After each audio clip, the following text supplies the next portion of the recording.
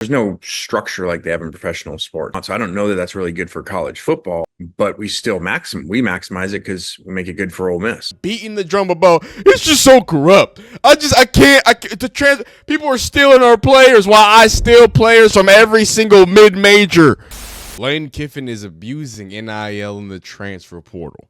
But it's all legal. Don't worry. It's actually all above board. But Lane Kiffin, as y'all know on this channel, is the biggest whining crybaby about NIL, about the transfer portal at the beginning of this whole situation. Before Ole Miss had an NIL collective, Lane Kiffin was really mad about transfer portal and about NIL, but it seems that he's kind of taking the path of it. You can't beat them, join them. And Ole Miss has been one of the biggest, most prolific names, not only in NIL, but most importantly, the transfer portal. They've brought in some good stars. And look, I think Lane Kiffin is a decent a college football coach. If you coach under Saban and you're able to be a head coach at multiple places, look, just because he's cringy and he tweets too much, right? It don't mean he don't know no ball. A classic video. We've watched this one before. We're gonna go right to the part everybody likes. I think he goes. Right. JoeGoodmanAL.com.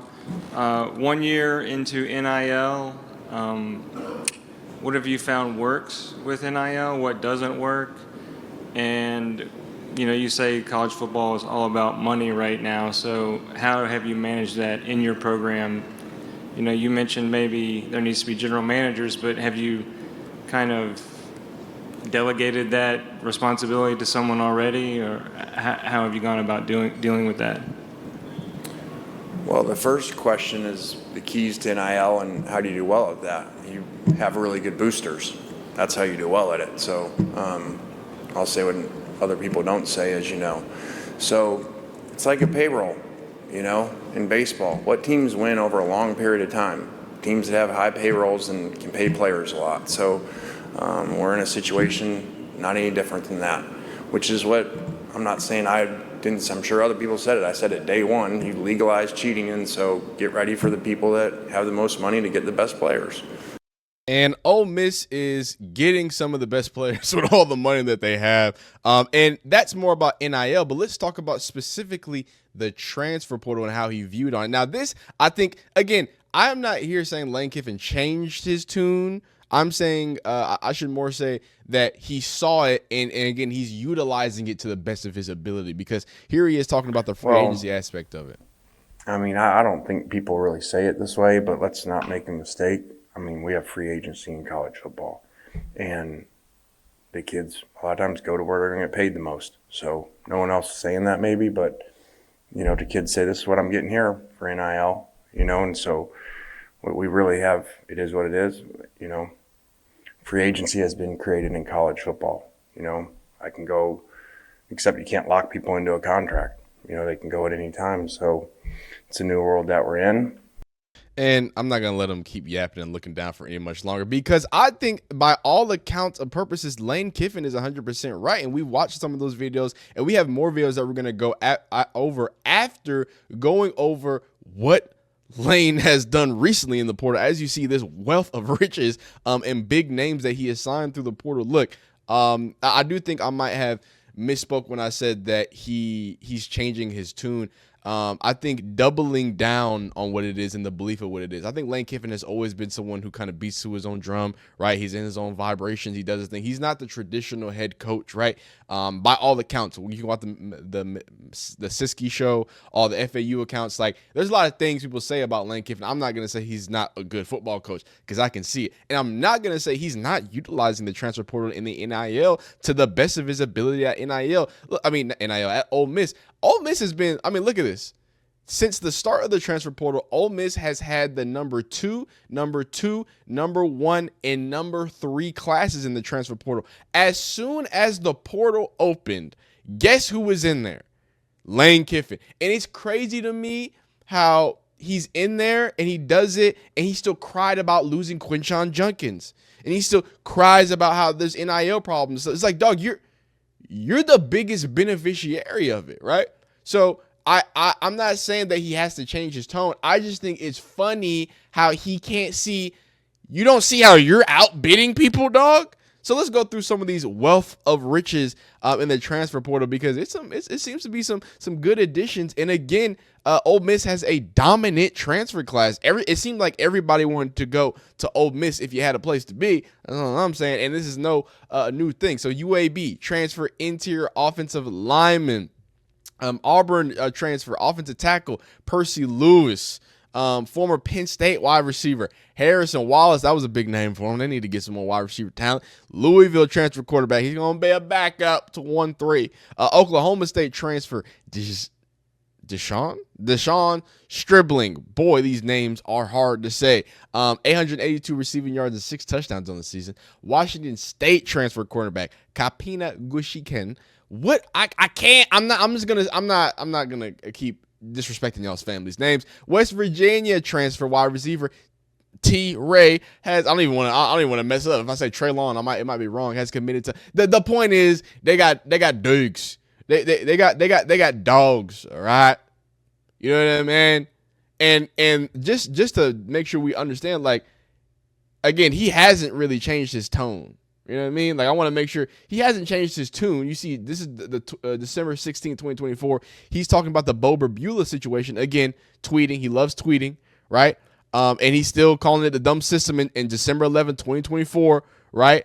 And all these crazy situations, losing their quarterback to Duke, all this other stuff. So he continues to speak out about it. But unlike Dabo, who speaks out about it and didn't use it until now, Lane Kiffin said, "Oh, I'm gonna use it. I just want y'all to know I don't like it." Which I'm like, what are we doing at that point? Like, this is January 19th. Oh, this just happened. Lane Kiffin lands incredible transfer portal playmaker for Austin Simmons. How do you tweet this, Lane, and then tweet this 2 weeks later, or sorry, a month later? It's just crazy. Look, enjoy the system, run it up. And let's see kind of his thoughts. And these thoughts are a little more recent, obviously from the Dan Patrick show, and talk about how he maximized the transfer portal. By the way, as he should. He should be maximizing the transfer portal. It's just crazy that the main one beating the drum about it's just so corrupt. I can't. People are stealing our players while I steal players from every single mid-major. He's known as the Portal King now. When did you get that title? When did you start to embrace the transfer portal? I don't know about the title thing. We started on the portal, when they changed the rules, when they created it, and just really have utilized it. We still sign a lot of really good high school players, but it's basically just, as you guys know, professional sports. It's just the free agency part of it. But you embraced it because initially you didn't like it. Well, I don't know that it's great for college football and how many windows there are, and there's no structure like they have in professional sports. There's multiple windows, and guys can just keep transferring as many times as they want. So I don't know that that's really good for college football. But we still maximize it because we make it good for Ole Miss. How would you restructure it if you had the authority? Well, I think you just got to look at professional sports. They've been doing things for a long time. You wouldn't have multiple free agency windows, and you certainly wouldn't have windows that before the season was over you could go into. We have a system where guys go in at the end of the season when teams are still playing. So, that creates a lot of mental clutter for the guys. Even when they haven't gone in, they got other coaches calling them and trying to get them out of there and talk about going to other places. So it's a really poor system that way. But are you more likely to look at a transfer than you are? And do you want a guy who's 20 or 21 who's proven, or you want an 18-year-old who's coming in as a freshman? Well, I think it's really, if you just think of the system the same way as the NFL, you can go free agency, or you can go heavy draft, or you can go somewhere in the middle. And we still want to build through really good high school players, which we have a number of those that were making plays Saturday. But then we also go free agency also. Where it gets a little different is, in this free agency, you could get somebody that got 3 years left or just 1 year left, because 1 year of eligibility. So it's a little bit more complicated that way than just, you're just going to go sign the best portal players. And, a lot of people, it's not like we're the only people that have done this. A lot of people for the last few years have done this, and it hasn't worked. So just like free agency and professional sports, or look in the NBA. You build these teams that are supposed to be good, and you can't buy culture. So you got to have other things. Yeah, Lane Kiffin, you can't buy culture and you can't buy SEC championships either, because with those rankings, again, and I know you're saying it doesn't work out for people, you know what I'm saying? This is the only banner Ole Miss can hang. Almost made the playoffs, because Lane Kiffin also cried and complained about not making the playoffs, dog. Didn't they lose to I don't even want to. The season's over. All right, let's go about what he's doing and look at this true haul. And kind of like I alluded to, right? And correcting myself, he definitely seems to be the guy that's like, I'm going to keep maximizing it. And I don't want it to be, I'm not mad at him for doing it. I just think it's funny. I think it's crazy. I think it's good as a head coach. And if it was my head coach, I would appreciate him for maximizing that. But it's also kind of concerning when you're sitting in the meeting room talking about, all these transfer portal, blah, blah, blah, and there have too many things.